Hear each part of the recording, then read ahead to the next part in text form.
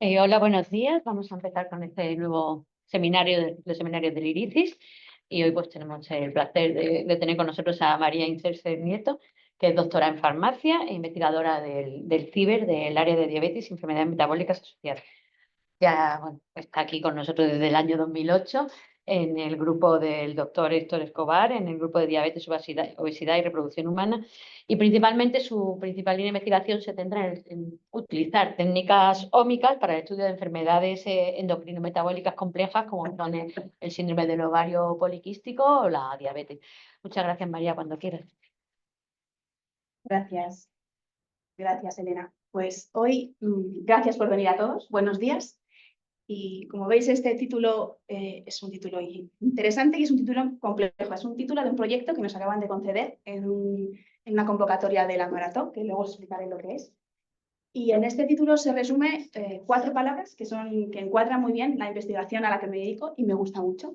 Una es metabolic, me encanta estudiar o estudiamos las enfermedades metabólicas complejas, porque el servicio en el que estamos en el servicio de endocrinología, también aparte ovarian dysfunction, es decir, también las estudiamos desde un punto de vista de endocrinología reproductiva, teniendo en cuenta este punto de vista.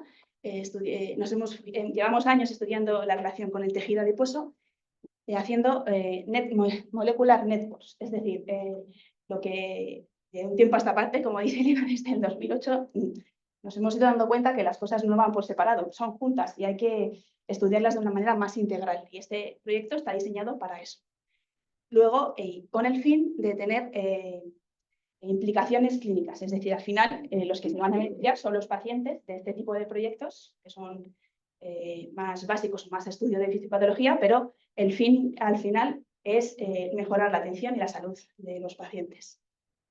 Todo esto os lo voy a intentar explicar, el proyecto, presentándoos a los grupos que se componen, porque es un proyecto colaborativo de 3 grupos de investigación, cómo surgió la idea, porque me parece interesante saber de dónde surgen los proyectos.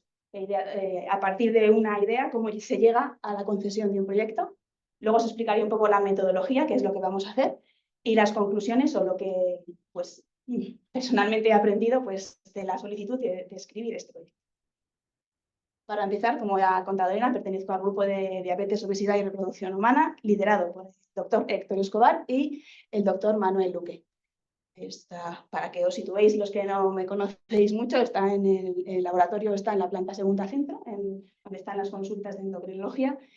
Y las palabras clave que pone están en internet y podéis buscar, es endocrinología reproductiva, andrógenos, estrógenos, diabetes, obesidad, metabolismo intermediario, síndrome de ovario poliquístico. Pues personalmente, durante estos años, el síndrome que más he estudiado es el síndrome de ovario poliquístico, probablemente me habéis escuchado alguna vez hablar de él, y lo voy a presentar aquí mínimamente y luego ya encuadraré con el resto de las entidades fisiopatológicas que vamos a estudiar en este proyecto. Pues el síndrome de ovario poliquístico es una alteración endocrino, metabólica y reproductiva. Ya veis que es complejo. Tiene una gran prevalencia en mujeres en edad fértil, entre un 10 y 15%, dependiendo del criterio que se use para su diagnóstico. Este es otro complejo porque existen vigentes 3 criterios diferentes, según los cuales consideran ovario poliquístico o no a unas pacientes o a otras. Esto complica además porque tiene que cumplir son las características que definen al ovario poliquístico, que es el hiperandrogenismo clínico-bioquímico, la disfunción ovulatoria y la morfología ovárica poliquística. Y de nuevo aquí hay heterogeneidad, porque la forma de diagnosticar la morfología o la disfunción ovárica o el hiperandrogenismo varía entre un hospital y otro, un país y otro, y haciendo que este síndrome sea complejo de estudiar. Pero aparte de pertenecer al grupo de Mundor, también pertenezco al grupo de postdoctorales R2 del IRICIS. Y quería empezar por aquí, porque en octubre de este año tuvimos una reunión, la primera reunión que tuvimos de los postdoctorales, que la verdad que considero que fue un éxito. Y en una de las diapositivas que presentaba con la doctora Martínez, María Ángeles, explicaba que habíamos solicitado un proyecto. Entonces lo ponía aquí como, pues a ver, estos son los retos futuros. Pues el reto futuro nos lo concedieron en diciembre, nos enteramos, y pues ahora ya no es tan futuro, ahora es un poquito más real. Estamos en la fase de aprobación, todavía como es una fundación, estamos en las diferentes aprobaciones para empezar a trabajar. Este proyecto, aparte, soy investigadora principal de uno de los subproyectos, pero cuenta con otros dos grupos también muy expertos en enfermedades metabólicas, en concreto el grupo de José Manuel Fernández Real, que trabaja en Gerona, en el Hospital Josep Trueta. Es profesor de universidad y además es el investigador, también pertenece al CiberOBN y lleva 30 años estudiando la fisiopatología de enfermedades metabólicas, como la obesidad, la esteatosis hepática, el síndrome metabólico, y tiene una gran experiencia en este campo. Este es desde el punto de vista clínico. Tenemos otro punto de vista más básico, que es la doctora María Isabel Hernández Álvarez, que es profesora titular de la Universidad de Barcelona. También estudia enfermedades metabólicas complejas, pero ella trabaja con modelos de ratones y está estudiando, está centrada en el estudio de la mitocondria. ¿Y por qué la maratón? Pues porque la solicitud que pedimos fue en el 2023. La maratón es una iniciativa que busca recaudar fondos de crowdfunding, fundamentalmente en Cataluña, que hace una campaña muy potente para recaudar estos fondos durante todo el año, fundamentalmente en diciembre. Pueden más de 250 millones de euros recaudados, o sea, recaudan muchos fondos, o sea, consigue mucha financiación a través de mucha publicidad y al final también mucha divulgación. O sea, hacen un seguimiento de los proyectos, no solo los conceden, sino que en la página web aparece a quién los conceden, luego dan charlas las personas que los conceden, o sea que dan importancia a los proyectos y también dan importancia a su retorno a la sociedad. Entonces, financian cada año es una temática diferente. Financian cáncer, este año eran enfermedades respiratorias, otros años son salud mental. Y el primer año que la convocatoria fue de salud sexual y reproductiva es en el 2023. O sea, antes no había, era la primera vez que se trabajaba esta temática. Y pues nosotros vimos la oportunidad, porque llevamos muchos años efectivamente en salud reproductiva y podía ser interesante pues optar a esta financiación, que por otra parte es bastante competitiva. Y cuando yo preguntaba, vamos a presentarnos, y preguntaba ahí la maratón, y dice, eso es muy difícil. Digo, bueno, pues es difícil, pero bueno, pues, si tienes un buen proyecto y una buena idea, es una fundación privada, pero luego la evaluación es una evaluación a nivel internacional, o sea, es una evaluación seria y se presentan bastantes proyectos. Que yo recuerde, en este caso, se presentaron entre 120 y 130 proyectos y se seleccionaron 26. O sea, que yo creo que somos unos afortunados. Esta es la idea inicial, o sea, este es el punto de partida del proyecto. Es que la doctora Maribel Hernández Álvarez estudia mitofusina, que es una proteína de fusión de mitocondrias, y tiene un mutante, un knockout específico de hígado que provoca un fenotipo similar a la esteatosis asociada a disfunción metabólica. Pero observó que en sus ratones machos esta enfermedad derivaba en poco tiempo a cáncer hepático y en cambio en hembras tardaban, aunque tenían las mismas características, tardaba más, no era igual. O sea, había un dimorfismo sexual, había algo en esa mutación que hacía que las mujeres, la evolución de la enfermedad fuera más lenta. Entonces se preguntó si podía haber un dimorfismo sexual. Y también observó otra cosa interesante que os contaré luego, que también afectaba al ovario. Y se puso en contacto conmigo porque pertenecemos las dos a grupos de Ciberdem y nos hemos reunido anualmente y conocemos más o menos en lo que trabajamos cada uno.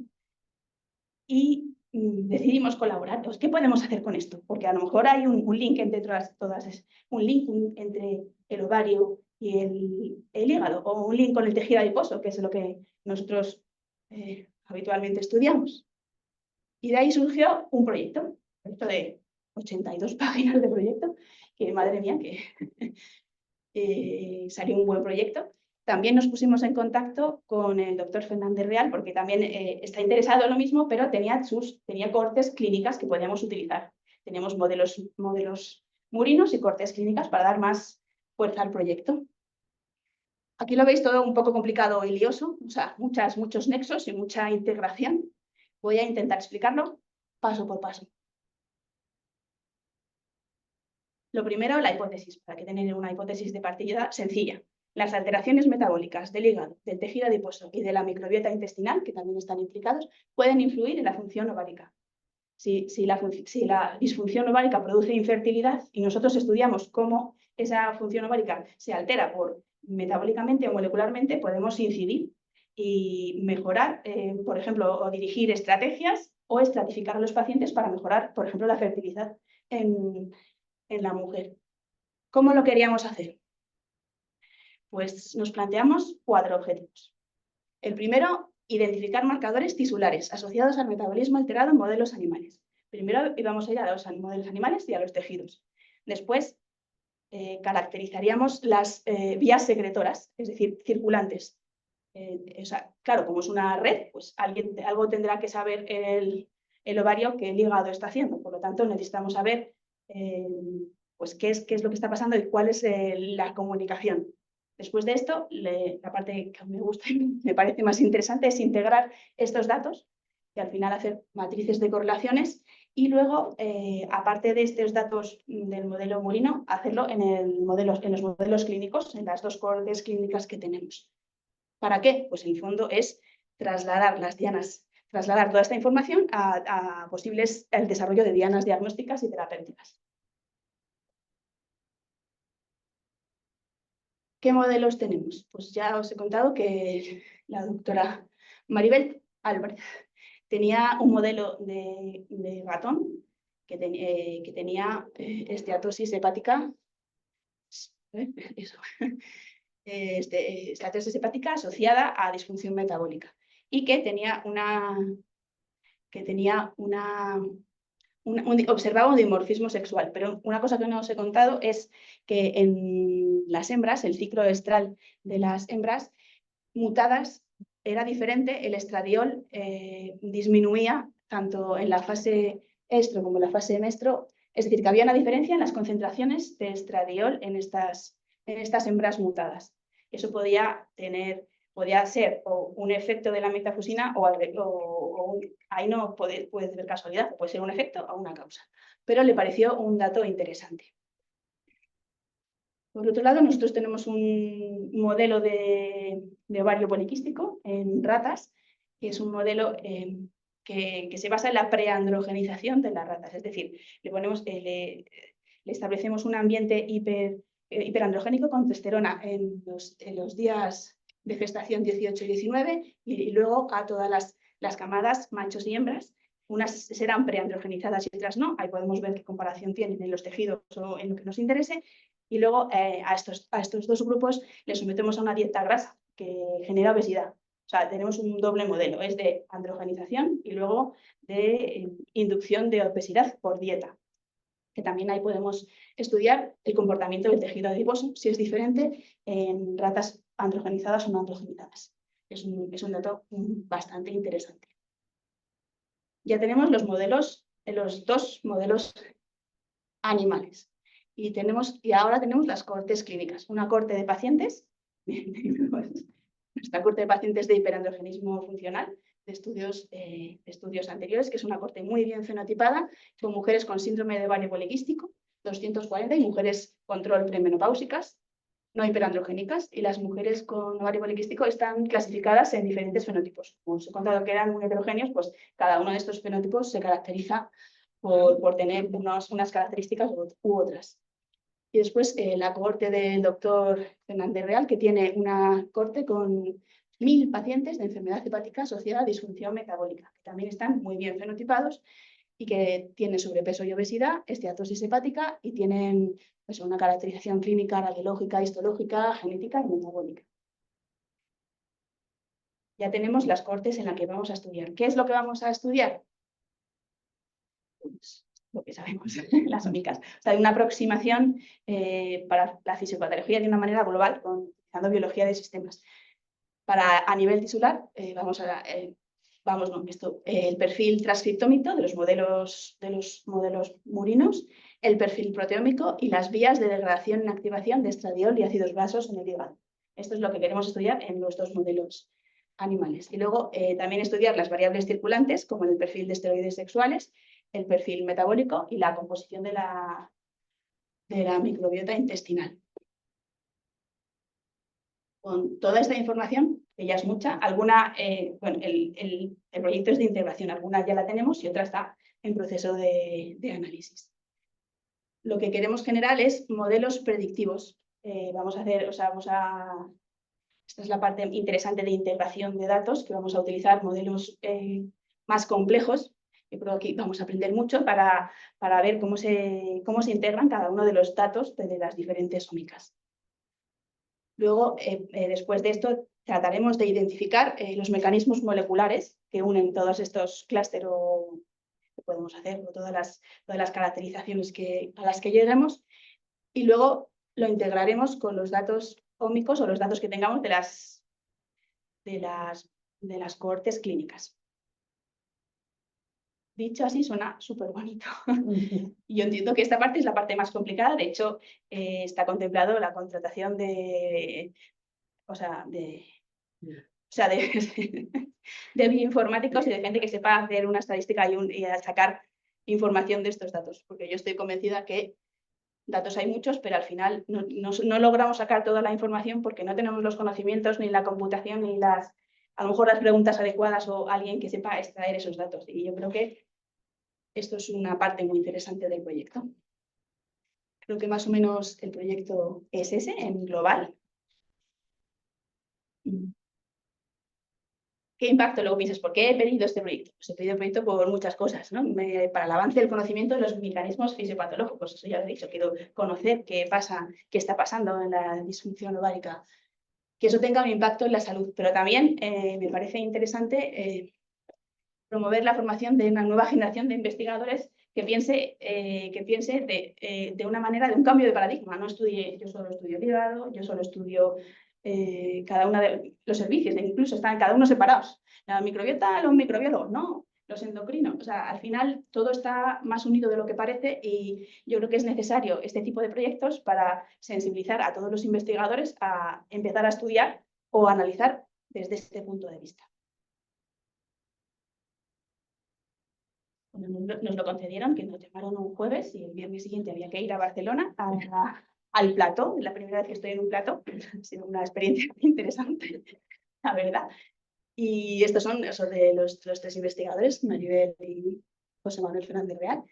La verdad es que fue divertido y me pareció muy interesante que esta parte de divulgación y de dar a la sociedad, que a veces intentamos impulsar o lo pedimos en proyectos FIS y no sabemos cómo decirlo, o qué es lo que vamos a hacer o qué podemos devolver con este trabajo. O sea, lo que estamos investigando son fondos públicos o privados que tienen que revertir. Yo lo que estoy haciendo es generar conocimiento para el bienestar de la sociedad. Pues aquí lo vi bastante bien reflejado, me gustó. No sé cómo será a lo largo del tiempo, pero me pareció interesante.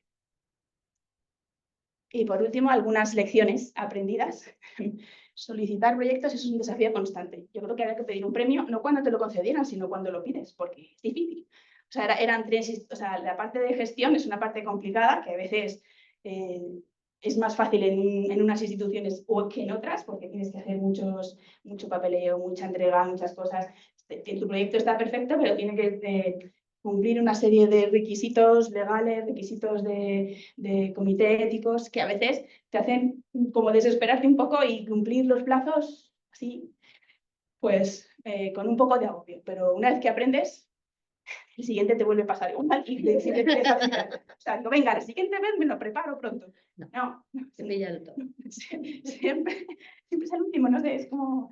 Pero bueno, es que creo que trabajamos al límite, pero nos gusta. Digo, si no nos gustara, lo prepararíamos 3 meses antes, pero no, lo preparamos el último y el día entra el botón. Es que, oye, llamar a Barcelona, llamar al coordinador, apunta, sí, lo has entregado, sí, porque era telemático, haz al botón, sí, hasta que yo no dé al botón y no firme la del ciber, no puede la coordinadora dar al...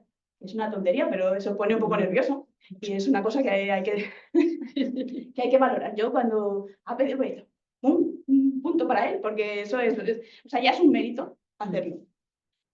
Luego, buscar oportunidades es clave. Pues a mí el ciber o las colaboraciones me han permitido esto. Si no hubiera conocido a Maribel, no me lo hubiera preguntado, o ella no supiera, porque yo di una charla de dimorfismo sexual en tal, no hubiera sabido, no lo hubiéramos contado nunca. Entonces, yo creo que a veces dijimos, ay, no, la actitud de ay, quejarse no es la actitud. No hay recursos, no hay dinero. Efectivamente, los recursos son escasos, pero hay que aprovechar las oportunidades por pocas que sean. Pues nosotros era un poco un tiro al aire, es decir, lo hicimos muy bien, pero no pensamos que nos lo fueran a dar, dado la competitividad de la solicitud. Pero, pues, debimos gustar a los revisores y nos dieron el voto de, bueno, pues, estos chicos creo que lo van a hacer bien. Pues ya está, nos dieron la financiación. Entonces, pues, nunca perder ese, pues, lo voy a pedir, ¿vale? Y luego, pues que cada desafío trae una lección nueva. Aunque no nos lo hubieran concedido, hay otros proyectos que hemos pedido, no nos los han concedido, siempre se aprende, siempre es una experiencia, no es tiempo tirado ni recursos tirados, porque eso siempre es como un avance, es un crecimiento. Al principio se ve mucho, los predoctorales avanzan muy rápido y luego llegas a un punto y dices, no, ya no avanzo más. Sí, hay muchísimas cosas que puedes aprender en cualquier etapa de tu científica. Yo estoy intermitente. Entonces, llega un momento que dices, oye, yo ya no soy predoctoral, ya me he formado, pero puedo aprender muchas cosas, puedo ir adelante, puedo ser cada vez más competente en lo que estoy haciendo y yo creo que este tipo de proyectos que presentan un desafío, porque ahora hay que hacerlo, y, y eso también es un reto, yo creo que es importante tenerlos para seguir siendo científicos. Y muchísimas gracias.